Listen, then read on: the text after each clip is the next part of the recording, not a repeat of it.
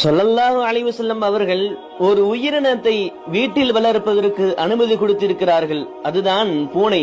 ஸல்லல்லாஹு அலைஹி வஸல்லம் அவர்கள் அனுமதி கொடுத்த ஒரு பொருள் சுத்தமானதாகத்தான் இருக்க வேண்டும். இந்த பூனையினுடைய சட்டத்தையும் இமாம்கள் சொல்லுகின்ற பொழுது, பூனையினுடைய எச்சில் பட்ட தண்ணீர் அசுத்தம் இல்லாதது சுத்தமானது என்பதாக சொல்லி காட்டுவார்கள்.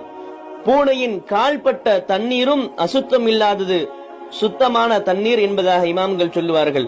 பூனை உட்கார்ந்த இடத்திலே நாம் தொழலாம், அதுவும் சுத்தமான இடம் என்பதாக இமாம்கள் சொல்லுகின்றார்கள். இப்படி சுத்தமான ஒரு உயிரினத்தை தான் வீட்டில் நீங்கள் வளர்த்துக் கொள்ளலாம் என்பதாக ரசூலுல்லாஹி ஸல்லல்லாஹு அலைஹி வஸல்லம் அவர்கள் நமக்கு சொல்லுகின்றார்கள். அதனால் தான் இன்று அரபுலகில் பெரும்பாலும் பூனையை தங்களது குழந்தையை போல், தங்கள் வீட்டில் உள்ள ஒரு உயிரினத்தை போல் அவர்கள் வளர்த்துக் கொண்டிருக்கிறார்கள்.